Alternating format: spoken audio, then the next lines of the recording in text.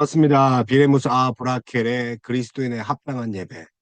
오늘은 구속 언약입니다. 그래서 7장이고 여덟 번째 강의입니다. 구속 언약. 여러분 이제 구속하면 리데미션이지 않습니까? 그래서 값을 주고 이제 사는 걸 말하죠. 리데미션. 그러니까 제값을 치른다는 거죠. 다시 말하면 오늘 이제 구속 언약. 이 영원한 그 은혜 언약의 기초입니다. 아주 중요한 것이 이 구속이라는 이 자체가 은혜 언약이 된 거죠. 은혜 언약. 여러분, 이게 왜 은혜 언약이라고 합니까?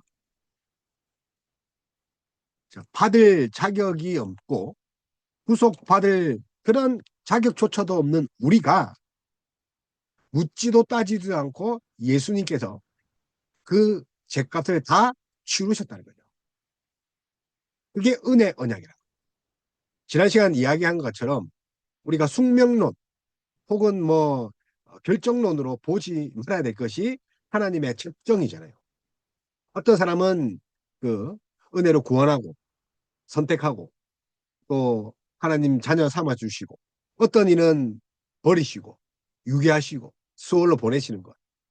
자, 거기에 우리가 불만을 가질 수 없는 게 우리는 원래 사형수입니다. 그런데 하나님께서 누구를 지목하여서 살인을 만해 주셨죠. 그러면 99명의 사람들이 그 왕에게 불만을 터뜨려야 됩니까? 그렇지 않죠. 원래 사형수라죠. 은혜 언약은 원래 우리가 죄의 대가를 받아야 된다. 그러나 구속 언약으로 우리를 은혜 언약으로 이끌어 주신 영원한 기초. 은혜 언약의 영원한 기초가 뭡니까? 구속 언약인 거예요. 그래서 이제 브라켈은 이 창세 전부터, 그러니까 영원 전부터라고 보시면 돼요. 그러니까 창세 전, 우리가 상상하기 이전부터 성부와 성자 사이에 이루어진 그런 신비로운 거래입니다. 그러니까 구속은 성부와 그리고 성자 사이에 그 이루어진 신비로운 거래죠. 자, 그래서 우리 구원이 얼마나 견고한 신적 기초 위에 있는지를 잘 말합니다. 신적 기초 위에 있다는 거죠. 무너지지 않는 겁니다. 그래서 삼위일체 하나님의 영원한 그런 평화의 의논, 그게 구속은 삼위 하나님, 삼위 하나님의 영원한 평화의 의논. 자, 이 평화라는 것은 전쟁이 없는 것이 아니라 하나님과의 화목을 말합니다. 자, 그런 의미에서 구속 언약, 은혜 언약, 그자 은혜 언약의 그 영원한 기초가 된 구속 언약을 봐야 되지 않을까. 그래서 이제 이 교리의 역사적인 계보와 이 오해를 우리가 한번 봐야 되는데 이 브라키는 이 교리가 당대에 새롭게 고안된 것이 아니다. 당연하죠. 우리가 지금 구속 언약이 당시에 뭐 16세기, 17세기 만들어진 것이 아니겠죠. 오래 전부터 구약부터 이 언약에 대해서 쭉 이어왔다는 거죠. 그래서 새롭게 만든 게 아니라 초기 이 개혁가들로부터 전해 내려온 이 정통적 신앙이라는 거죠. 그래서 우리가 이제 개혁 신앙의 기초에서 우리가 지금 개혁주의를 하고 있지 않습니까? 그래서 전통적 신앙이다. 뭐가요? 구속 언약이.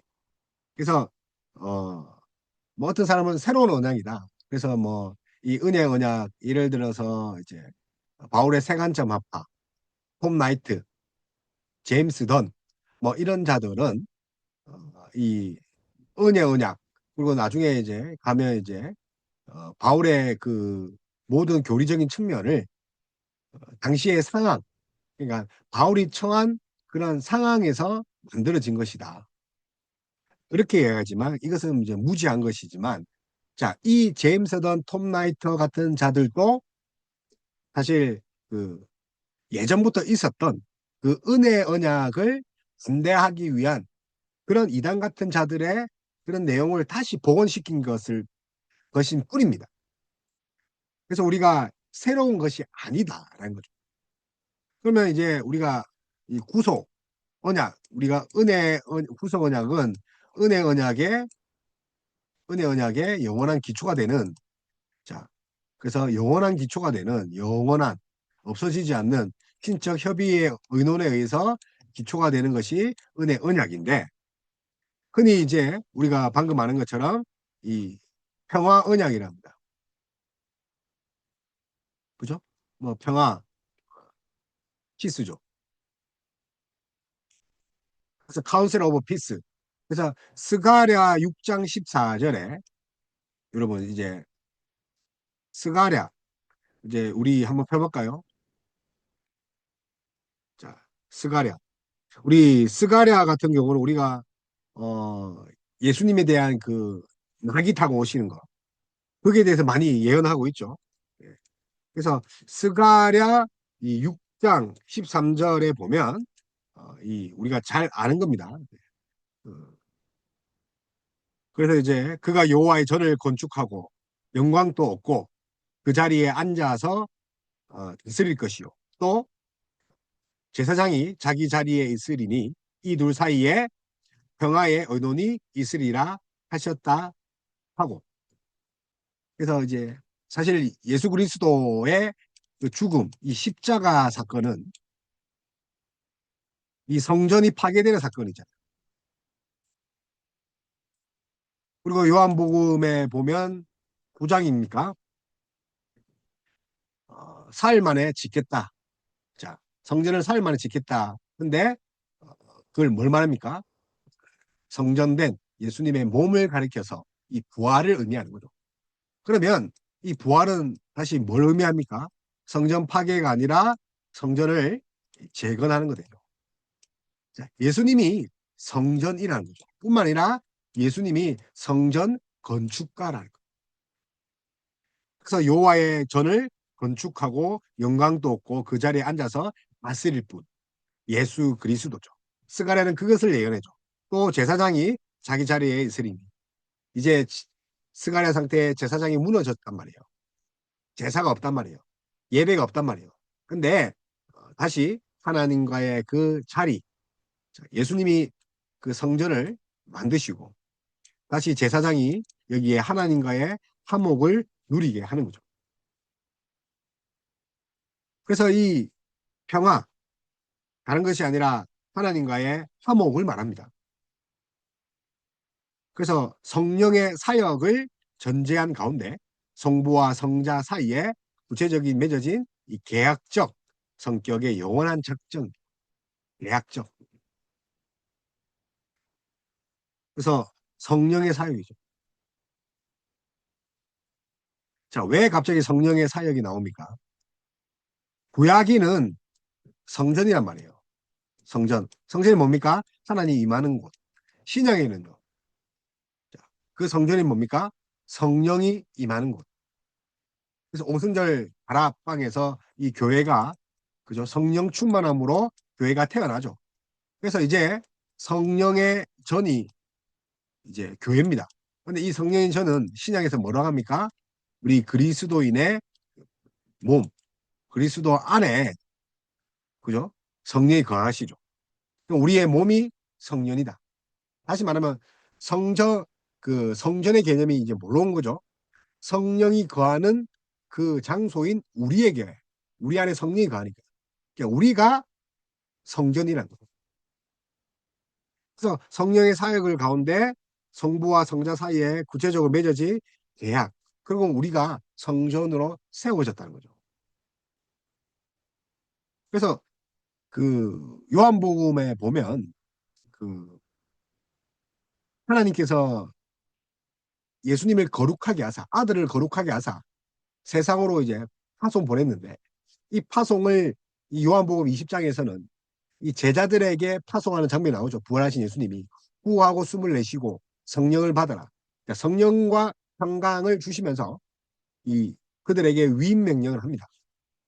자, 예수님의 그 사역이 뭐였습니까? 하나님을 드러내는 거죠. 하나님을 계시하고 또, 또 하나님이니까 뭐죠? 진리죠. 진리를 계시하고 그 다음에 이제 영생을 또 주지 않습니까? 영생을 주고 제사함의 건세가 있다. 이 제사함은 사람이 아니라 복음 전파의 그런 능력이 있죠. 복음 전파를 하는 거예요. 그래서 생명을 얻게 하는 그런 사역들을 예수님이 하셨는데, 자, 거룩하게 하사, 거룩하게 하셔서 예수님이 이제 담당한 것을 이제 누가 말 사도들이, 제자들이 이제 맡습니다. 근데 이 사도들이 이제 누구에게 이제 위임됩니까? 결국 우리 신약에 있는 성도들입니다. 우리 신자들이 이게 이제 받은 거죠. 그래서 계약적 성격의 영원한 작정. 그래서 그 이 사실 구속 언약은 계약적 성격의 영원한 작정입니다. 구속 언약은 언약이니까 약속이겠죠. 약자가 들어가니까. 근데 이제 계약적이죠. 법적이라는 거죠. 계약이라는 건 법적입니다. 계약적. 물을 수가 없는 거죠. 법적. 이제 영원한 작정. 작정인데 영원하다. 변하지 않는다. 취소되지 않는다. 그 말이에요. 자, 구속 언약은 언약의 그 영원한 기초인데 계약적 영원한 작정이라고 이렇게 보시면 됩니다. 그래서 이제 이 삼위일체 하나님의 그 내적인 생명과 경륜에 속한 것이 바로 이 경외심인데, 어쨌든 이 내적인 생명 그리고 경륜에 속한 것을 학문적 교만을 버리고 신발 벗는 심정으로 경외하게 받아들여야 돼요. 구속 언약을. 교만해서는 안 되죠. 내가 구원받았으니까 막 살면 안 된다 그죠. 그래서 삼위 하나님의 내적인 생명, 다시 말하면 삼위 하나님의 속성이죠. 지난 시간에 했습니다. 경륜, 경륜은 하나님의 사역, 일하심이죠. 그죠? 하나님 사역. 그래서 이제 여기에 속한 것이 우리가 이제 언약이므로 이게 구속 언약이란 말이에요. 구속 언약의 성격이 내적인 생명과 하나님의 경륜인데 이걸 경외하게 해야 되는 거죠. 그래서 이제 여기서 우리가 이제 복음은 무엇인가? 예수 그리스도의 그저 인격과 사역이라는 거. 인격과 사역. 인격이 뭐냐면 이제 속성이라 할 수 있죠. 그러면 이거 보세요. 삼위 하나님의 그 내적인 생명을 제가 속성이라 했죠. 경륜은요 사역이라 했죠. 그러니까 이게 구속 언약인데 이게 복음인데 구체적으로 그 복음을 예수 그리스도의 인격과 사역으로 또 말할 수 있는 거예요. 인격, 속성이죠.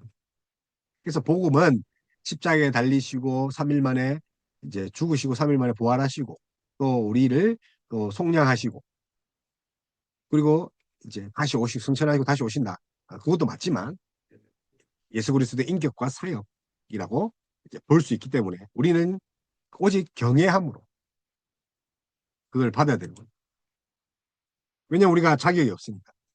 그래서 언약 당사자가 이제 누굽니까? 성부와 성자가 계시지 않겠습니까? 그래서 이 언약의 창시자,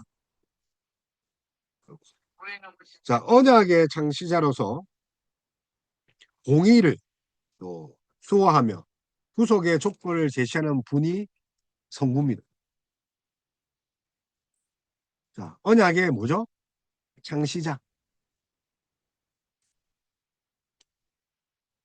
자 이분이요 공의를 자 공의 측면에서 유기를 봐야 된댔죠. 버리심, 그죠? 자 공의를 수호하고 자, 구속의 조건을 제시하죠. 그죠? 그 이름을 믿는 자, 그 이름을 부르는 자, 누구든지 구원 얻으리. 예수 예수. 그 찬양이 생각나는데. 슬픈 마음이 있는 자. 어쨌든 그 이름을 부르는 자. 그러니까 부른다는 것은 왕으로 인정한다는 거죠. 그리고 성자는 택함 받은 자들의 머리자 보증이죠. 자, 하나님이 창시자라면 이 성자께서는 보증하신 분이죠. 그래서 성부의 조건에 자발적으로 동의하신 분이죠. 자, 이 구속 조건에 보증인이자 동의하고, 그죠? 자발적으로 동의하신 분이죠.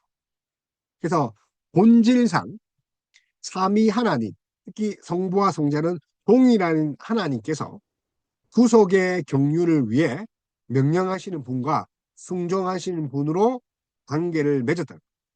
그래서 이거를 경륜적 종속이랍니다. 자, 삼위 하나님은 모두 이렇게 동등하십니다. 그죠? 동등하죠. 그래서 이렇게 동등하신데, 근데 여러분, 이게 이제 위격적 측면에서는 이제 우리가 뭐가 하는 거죠? 우리가 이제 호모데우스, 필리오케 논쟁했잖아요. 우리 이제 했죠. 성령은 성부와 성자로부터 그죠? 나오셨다. 발출하셨다. 성자는 성부로부터 나셨다. 자, 그다음에 성부는 그죠? 나오시고 그리고 나시지도 않으시고 나오시지 않은 제1군원이다. 원래 근원이라 했죠. 이게 이제 위격적 측면을 설명할 때는 그런 거고, 이게 뭐가 하등하고 이게 계급이 아니라고 했죠. 위격을 설명할 때. 그래서 구분 지려고 하는 거죠. 자, 똑같은 측면에서 이게 이제 경륜이 일일이죠, 이죠. 사역. 경륜적 측면에서의 종속이죠. 자, 그래서 어떤 사역을 합니까? 아버지는 창조하시죠. 공의를 베푸시죠. 구속 조건을 만드시죠. 그거를 보증하고 동의하는 분이 성자, 경륜적, 그러니까 이 경륜적 족속에서 성자가 뭐가 됩니까? 성자는 순종하는 분이 될 수밖에 없죠. 아버지부터 나셨다. 성부는요, 명령하신 분이죠. 그래서 이제 하나님을 계획하시고 또 하나님이 계획하신 것을 성부께서 실행하시고 성자께서 능력 되시는데 성령께서는 능력 되시는데 이걸 확증하시고 나중에 이제 삼위일체 가면 나옵니다. 그래서 그 구속 경륜을 위해서 명령하신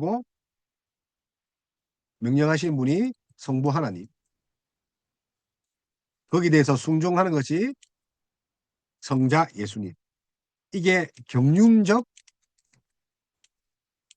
종속이란 말이 참 그런데 죄송합니다. 어쨌든 뭐 속해 있다고 봐야 되는데 이게 참 경륜적 측면에서 그렇다는 거죠. 뭐가요? 지금 뭐 하고 있는 거예요, 지금? 구속 언약을 하고 있단 말이에요. 그래서 우리가 이제 언약의 대상, 오직 선택받은 자만 봐야 되죠. 그게 공의란 말이에요, 공의. 오직 선택받은 자. 그래서 이 언약은 인류 전체를 대상으로 하지 않습니다. 그래서 오직 창세전 그 창조주, 그러니까 이제 명령하시는 분께서 성자에게 기업으로 주시기로 작정한 특정된 수의 사람들, 특정된 수의 사람들을 이제 목적으로 합니다. 그래서 the elect랍니다.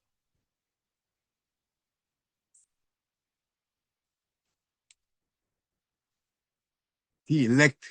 그러니까 특정된 거죠.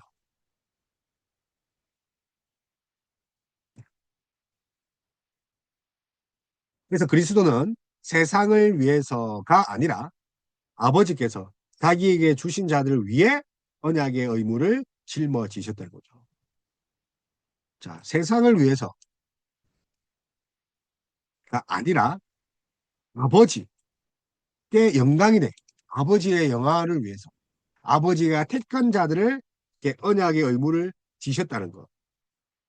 그죠? 그래서 요한복음 우리 17장 9절 가볼까요? 자, 요한복음 17장 자, 9절에 보면 이런 말씀이 있습니다. 내가 그들을 위하여 비옵나니 내가 비옵는 것은 세상을 위함이 아니요 내게 주신 자들을 위함이야. 그죠? 내게 주신 하나님께서 하나님께서 예수님께서 주신 자가 있단 말이에요. 다시 말하면 하나님께서 세상 전부가 아니라 선택한 자들이 구원하기로 이 내게 주신 자들을 위함이다. 그들은 아버지의 것이로소이다. 라고 되어 있습니다. 요한복음 17장 9절. 그래서 요한복음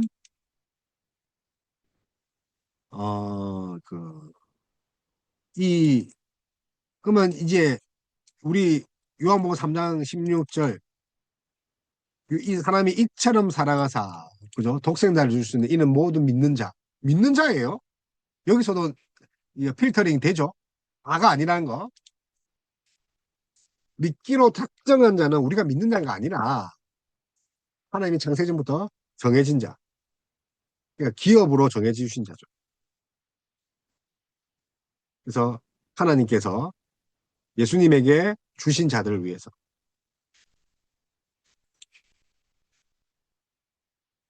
그러니까 이제 이걸 성경적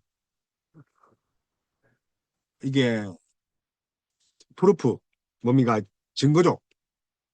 그래서 스크립처 프루프에서 성경적 증거 이 구속 언약의 실제 측면에서 성경을 어떻게 봐야 되느냐. 우리가 방금 나눈 것처럼 그둘 사이니까 이 평화의 언어니까 이제 성전이 이제 하나님이 성전이 되고 그죠? 예수님이 성전이 되고 이제 예수님이 성전이 됐으니까 하나님과 이 인간 제사장은 인간을 대표하겠죠. 인간 사이에 화목이 의지 어디서 성전된 예수님 안에서 이루어지는 거죠. 평화. 뿐만 아니라 그 이 둘 사이에 평화의 언원이란 것은 먼저 뭐가 선행되는 거죠? 성부와 성자 간의 그런 의미를 평화를 말할 뿐만 아니라 인류 구원을 위한 평화의 계획이 그 성부와 성자 그 두 분의 의논에 의해서 후속 의논은 후속 그 언약은 평화의 의논이라 했잖아요. 그래서 삼위 하나님의 의논인데 특별히 성부와 성자죠. 성령 안에서 그죠? 그래서 이제 그거 이제 제사장과 또 하나님이 화목되는 그런 기초가 되죠. 뿐만 아니라 시편을 보니까 너는 내 아들이라 내가 내게 구하라 내가 이 나라를 유업으로 주겠다. 그죠? 시편 우리 유명한 말씀이죠. 2편입니다. 2편.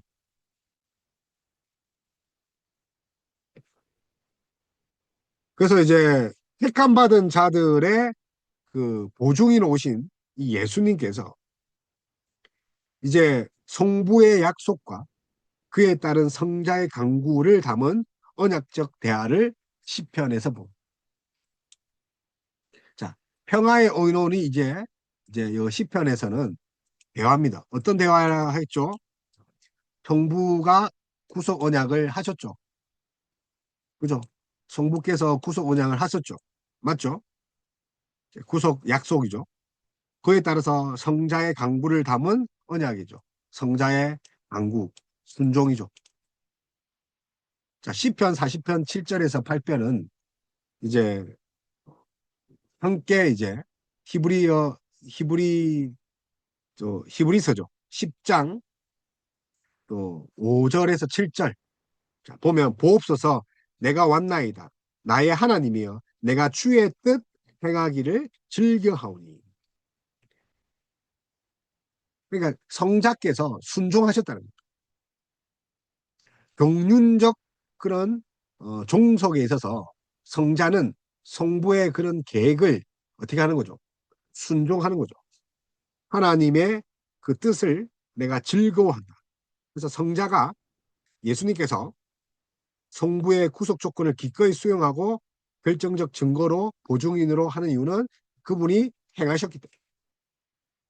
그러니까 누가복음의 22장에는 내 아버지께서 나라를 내게 맡기셨다. 여기 나라를 맡기셨다는 것은 하나님이 택하신 그런 하나님이 내 백성이 많도다. 이 성에는 내 백성이 많도다. 그 말도 같다는 거죠. 그래서 성부와 성자 사이의 언약적 위임이지. 그죠? 맡기셨다. 그래서 나라를 내게 맡기셨다는 것은 언약하신 것을 말합니다. 나라를 맡기셨다는 건 뭡니까? 언약하셨다. 그래서 이거는 언약적 위임입니다. 제가 이제 지상명령 이야기를 했죠. 요한복음 20장 이야기하면서 자, 언약적 위임을 하신 거죠.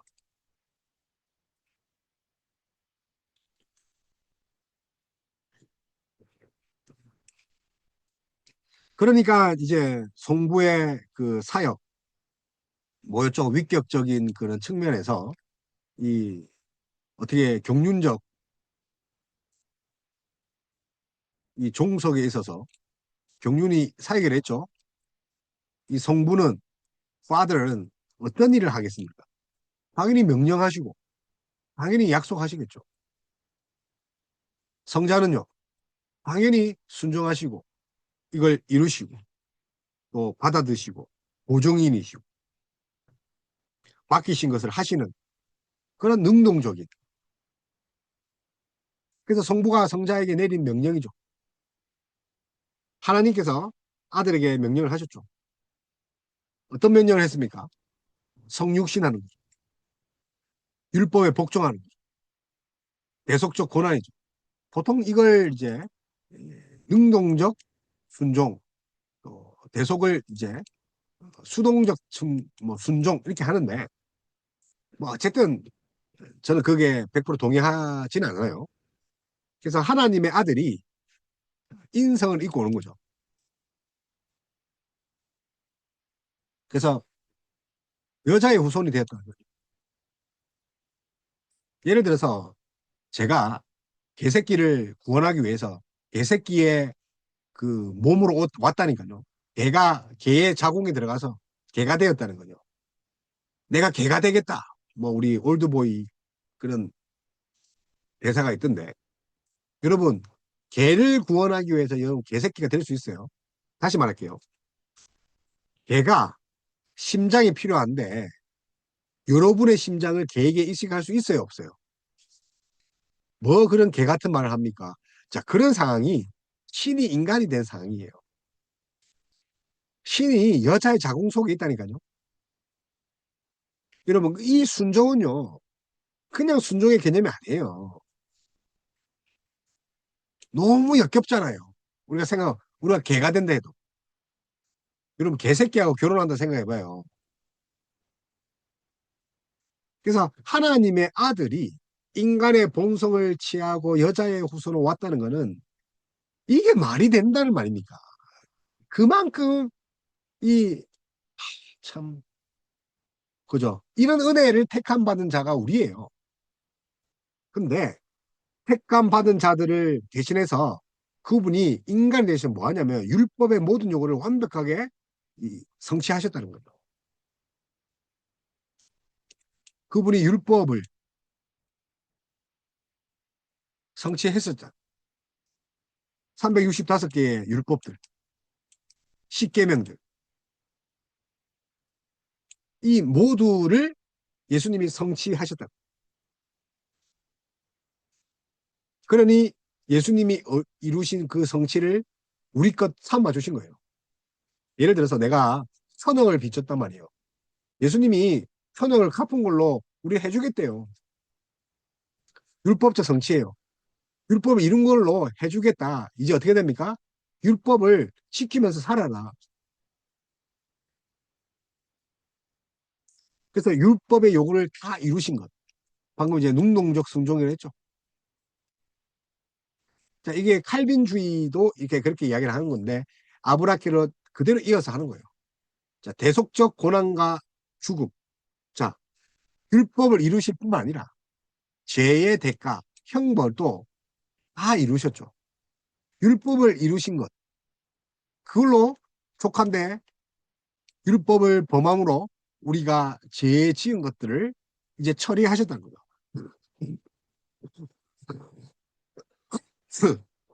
그래서 나무에 달린 자마다 저주받은 자예요. 그러니까 저주까지 다 받으신 거예요. 우리의 저주를. 왜요? 하나님은 공의의 하나님이다. 공의는 반드시 심판해서 죄를 값을 치러야 된단 말이에요. 죄값을. 자, 이거를 우리가 수동적이라고 합니다. 자, 그래서 성부가 성자에게 내리신 명령이 세 개가 있는데 성육신, 그리고 율법의 순종, 그리고 십자가의 대속 사건. 그래서 이 성부가 명령하신 것인데 그러면 이걸 통해 어떤 약속을 했냐?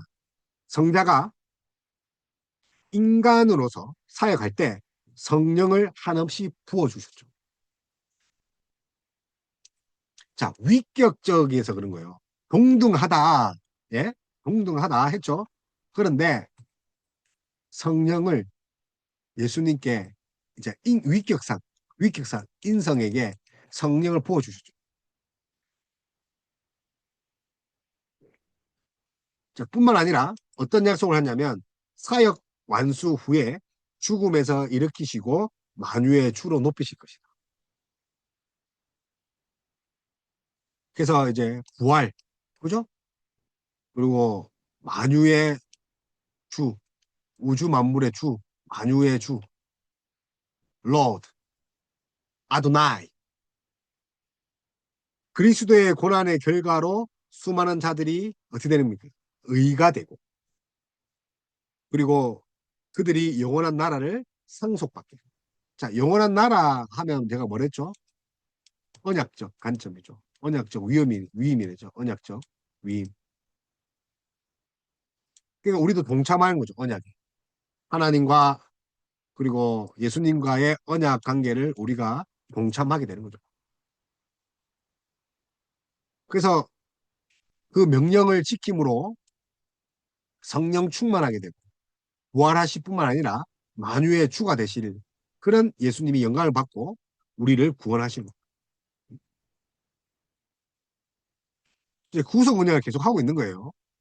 그러면 이 하나님의 경륜 말고 이 아들의 경륜에 있어서 어떻습니까? 성자의 사역은 이 자발적 수용과 보증입니다. 자발적 수용. 그래서 성자는 우리가 잘 아는 것처럼 내 잔을 그죠? 좀 이렇게 넘겨달라. 하지만 그게 강제로 강압이 아니라는 거죠. 그래서 아버지 뜻대로 내 원대로 말고 아버지 뜻대로 내 잔을 옮길 만하면 옮겨달라 했는데 그렇게 한 이유가 뭡니까? 영원한 사랑이죠. 그리고 이거 해야지 우리가 구원받을 수 있다는 거죠. 그런 말로 지혜입니다. 자, 영원한 사랑과 지혜 안에서 성부의 그 명령을 이제 순종하시는 거죠. 받아들이는 거, 어셉트 하는 거죠. 그러니까 이제 surety 해서 뭡니까? 뭔가 확증된 거죠. sure이 확증이잖아요. 그래서 뭐 sure도 되고 surety도 되고 뭐 어쨌든 보증, 확증. 그러니까 이제 성자는 성부의 모든 조건을 검토하시고 그 고난의 무게를 아셨음에도 불구하고 내가 여기 있나이다. 응답하셨고 이 삼위일체 하나님 내부의 사랑의 일치를 보여주죠. 내가 여기 있나이다. 자, 여기 있다.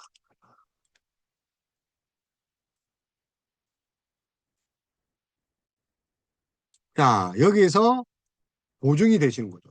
그래서 단순한 뭔가 대변인이고 중간 다리 역할이 아니라 채무자를 대신해서 채무자는 우리입니다. 대신해서 대신 빛을 탕감해 준 거죠. 그래서 탕감했다 해서 법적인 그 증서가 풀어져 공증이죠. 우리 변호사 공증 받아야 되잖아요. 표를 있으려면 공증 역할을 했다. 보증, 공증인이 되시도. 그런데 영원한 거예요. 찢어버려도 영원한 거예요. 취소되지 않는 거예요. 이 보증은 구약 시대에 이미 유효했다는 거예요. 그래서 구약의 성도들은 장차 오셔서 갚으실 그런 그리스도의 보증을 근거로 구원을 얻는. 이 영원한 보증은 결국은 미래에 있지만 이 보증이 결국은 구약에까지 영향을 미치죠. 그래서 구약의 백성들, 아브라함도 이 예수 그리스도를 바라보는 거죠. 이 그리스도가 앞으로 보증이 되는데 이 미래의 보증이 이제 구약의 성도들까지도 유효하다. 장차 오셔서 갚으실 그리스도의 보증이 이제 그들의 보증이 되는 거죠. 이제 이해하기 힘들죠, 그죠? 그러니까 이제 이게 엄청난 신비라는 거죠. 장차 오셔서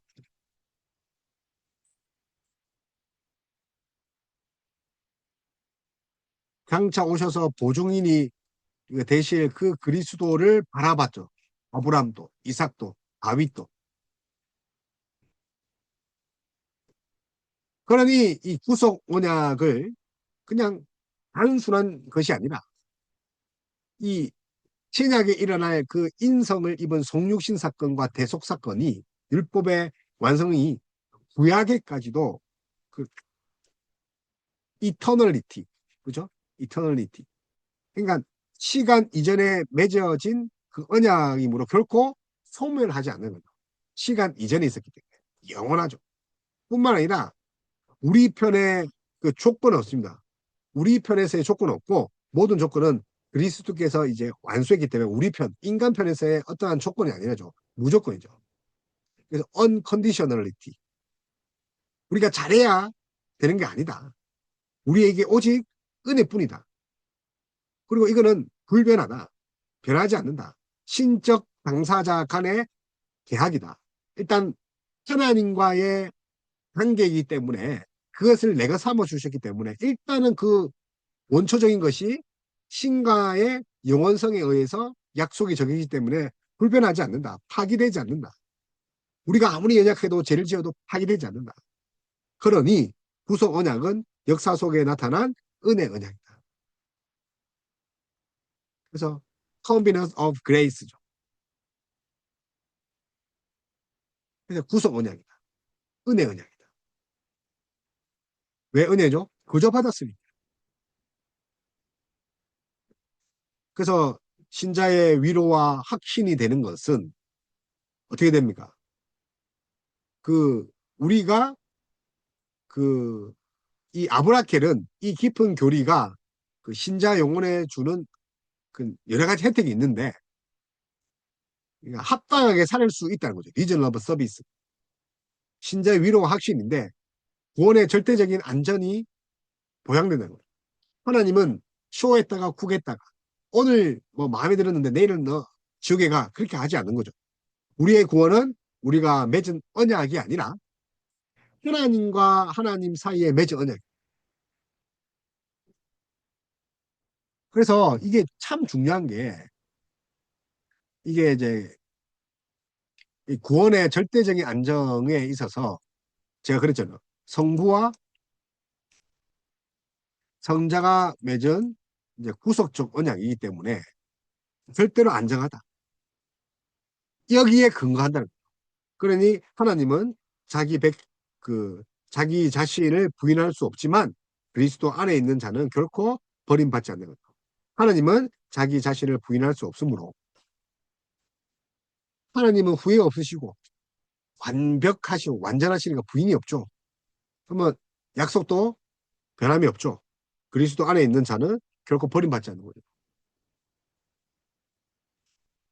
그러니까 이제 하나님과 성부와 성자가 맺은 것들이 영원한 언약이 이제 우리한테 그대로 이어지는 거죠.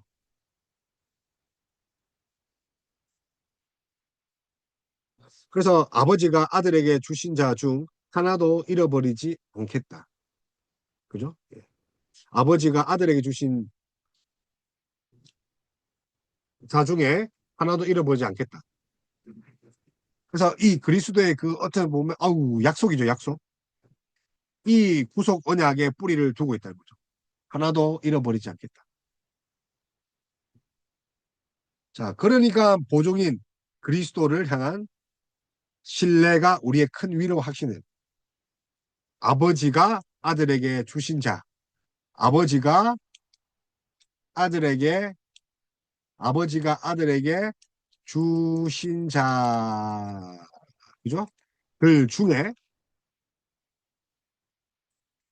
하나도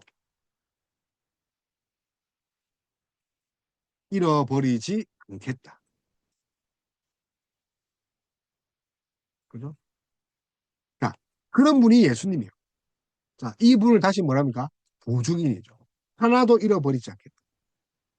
잃은 양을 찾듯이. 그래서 그리스도는 전능하고 신실함을 불변하신 보증인이다. 그래서 이게 그러니까 이제 보증하면 이제 채무자가 우리고 빚을 이렇게 탕감해 주신 분이잖아요. 공정해 주신 분이다. 근데 구약의 백성들도 장차 오실 그 그리스도가 메시아가 그들의 보증인 장차 갚아주실 그분을 알아보고 있었다.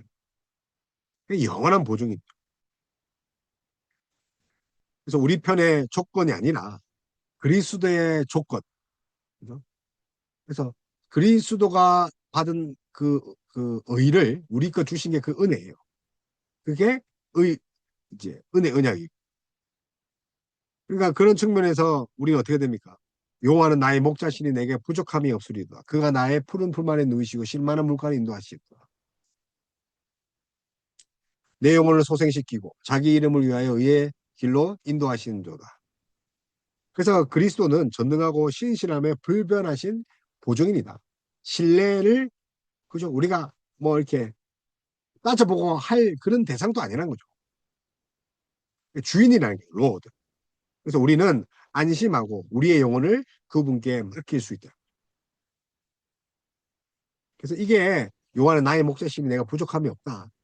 구속 언약을 받은 백성들의 고백이죠.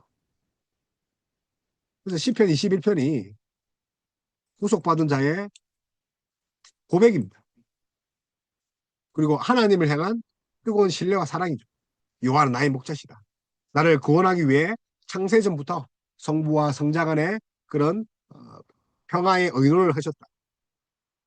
그토록 섬세하시고 계획하시고 질서 가운데서 미리 예배하셨다.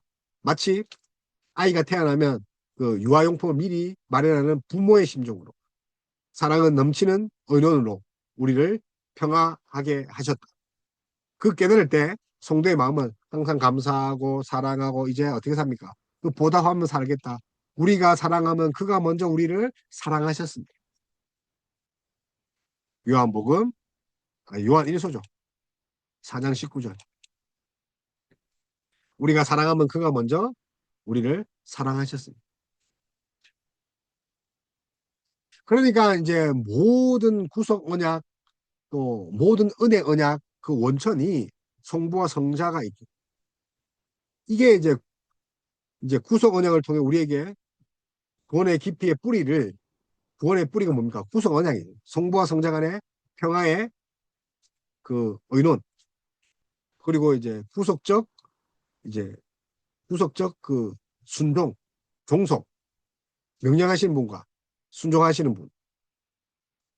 그래서 이 성도의 삶을 지칭하는 거대한 반석이라 우리의 삶을.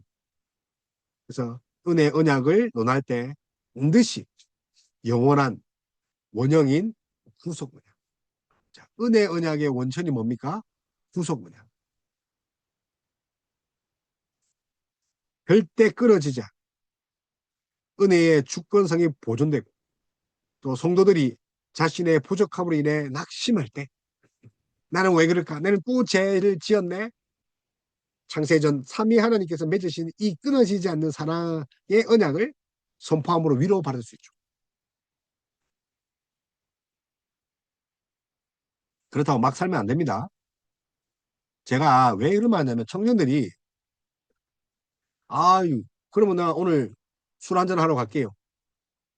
그런 개 같은 놈들이 있더라고요. 그러니까 내가 학회 죽이고 싶었지만 은혜를 받은 저니까 이제 그렇게 그 본성을 버려야 되죠. 그러니까 그런 말을 실제로 한다는 거는 얘가 얼마나 그죠? 그 십자가 사랑을 알지 못했을까? 그 우리가 이제 작정 섭리 이야기를 했잖아요. 이거를 깨달으면 하나님 속을 썩이지 않는다니까요. 우리가 이제 사춘기 때 반항하고 내 멋대로 살다가 부모님 없었으면 좋겠다. 왜 날 낳았어? 이런 가난한 가정에 왜 낳았어? 라고 했지만 막상 결혼하고 아기 낳고 사니까 부모님 이해되잖아요. 특히 또 부모님이 돌아가시면 또 부모님의 좋은 일들이 다 생각나잖아요. 물론 상처도 있지만 마찬가지죠. 그 사랑을 알면 그렇게 오늘 한잔하려고 가야지 그렇게 안 한다니까요. 그래서 언약 신학과 그 구속 신학, 은혜 언약 뭐 이제 한 그 맥인데 우리 항상 이제 제가 켈빈의 기독교 강요와 이게 비교하잖아요. 그래서 이제 은혜 언약은 하나님과 선택된 자 사이의 언약이죠. 이게 이제 브라켈은 이제 뭐죠? 브라켈 비레무스는 하나님과 우리 이제 또 이제 예수님 그 언약인데 이 언약을 기초로 해서 하나님과 또 하나님이 예정하신 자, 선택한 자, 한 명도 그죠? 잃어버리지 않게 하겠다. 그 선택한 자 간의 그런 언약이죠.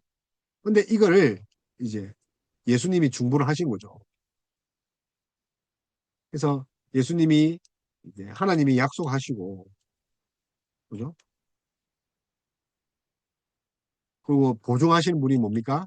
예수님인데 이걸 누릴 수 있는 사람은 하나님 택한 자인데 오직 믿음으로 그죠? 이 조건은 믿음을 가진 자예요. 그래서 이걸 이루신 분은 또 예수님이고 어쨌든 이 언약 은혜 언약과 뭐 언약 안에 구조에서 구속이 일어난 거예요. 법적인 거예요. 그래서 하나님은 이 자신의 자비로 인간과 언약을 맺으셨다. 자신의 자비로. 그러니까 구원은 언약적 관계에서 이루어진다. 자, 언약적 관계죠. 그래서 하나님 나라 언약이라죠. 유업으로 기업으로 받는다는 거죠. 그래서 기업 땅 물을 자죠. 땅 기업 물을 자 땅이에요. 땅. 이제 땅의 개념이 뭐가 됐죠? 나라의 개념 된 거죠. 기업 물을 자는 이제 어떤 개념이죠? 이 언약의 법정 개념이죠. 그래서 구원은 언약적 관점에서 봐야 된다. 그래서 그리스도는 그런 관점에서 보면 중보자다. 언약적 중보자. 그래서 구원은 언약적 관계 안에서 이루어지고 그리스도 중심적이죠. 그가 이루신 의를 내가 삼아줬어. 다만 뭐 좀 차이를 보자면 이 브라키는 이게 이 계약적 이 조건이 믿음으로 이렇게 봤다면 칼빈은 이 믿음조차도 수단이다. 그거 아니다. 하나님이 그냥 택하셨다. 은혜 중심의 관계로 이야기를 합니다. 그래서 칼빈은 이제 조건을 이제 브라키는 이 믿음을 조건으로 봤다면 칼빈은 그냥 하나님의 일반적인 은혜다. 거부할 수 없는 그렇게 좀 이제 봤다는 거죠. 그러니까 이제 브라켈은 그 행위 언약, 이 아담을 이 행위 언약이죠. 그러니까 이제 선악과죠. 그래서 따먹고 안 따먹고 순종 불순종이죠. 이 행위 언약이라 하잖아요. 그래서 이제 그리스도는 이제 또 그게 아니라 그리스도 안에 있으면 모두 다가 이제 하나님이 택한 자들은 다 은혜 언약 은혜 안에 있다. 그래서 이 브라켈은 행위 언약과 은혜 언약 일반적으로 이렇게 봤단 말이에요. 이게 우리 전통적인 입장이에요. 그래서 이제 칼빈은 이제 그런 뭐 정형화된 그런 것들은 이제 보지 않고 아담과의 관계는 인정하나 행위 언약이라는 그런 체계적인 개념은 그 후대에 이제 발전하게 됐죠. 이게 당시에는 이런 행위 언약을 이야기 안 했으니까. 그래서 아담은 생명의 약속을 받았다. 뭐이 정도 본 거죠, 생명의 언약. 근데 이제 행위 언약과 그리스도의 은혜 언약, 그러니까 이원적 언약 체계를 이제 했는데 이제 브라켓처럼 하진 않는 거죠. 이원적으로. 그는 이제 후대에 이제 발달했다는 거죠. 그래서 은혜 언약 안에서도 이제 보니까 인간의 책임이 존재한다. 그래서 조건은 이제 믿음이다. 그래서 이게 이제 목회적 측면, 또 적용적 측면을 많이 강조했기 때문에 신자의 그리스도의 그죠 삶이죠. 합당한 예배죠. 삶의 예배. 그래서 칼빈은 조건이라는 표현을 좀 약간은 이게 행위 구원이 되니까 믿음마저도 행위 구원이 되니까 칼빈은 좀 조심했다는 거죠. 믿음마저도 우리는 어떻게 해야 됩니까? 도구에 불과하죠. 믿음마저도. 믿음은 조건이지만 동시에 하나의 선물이다. 칼빈은 그렇게 봤고 그러니까 조건은 좀, 좀 조심스러웠다. 그래서 믿음은 하나님의 은혜로 주시는 거죠. 선물이죠. 그래서 언약적 그 조건을 강조했다면 아브라케는 언약적 조건이죠. 언약적 이 조건을 믿음인데 강조했다면 칼빈은 역시 이제 은혜의 절대성이죠. 어거스틴도 마찬가지고. 근데 오해하면 안 됩니다.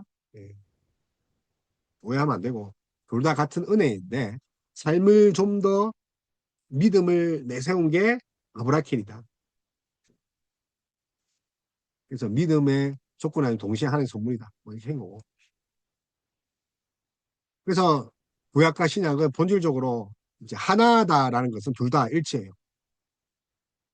예수 그리스도를 예표하니까. 차이는 우리가 경륜적 차이를 했죠. 하나님이 일하는 방식이죠. 일하는 방식. 본질의 차이가 아니라 하나님이 일하는 방식. 표현 방식이죠.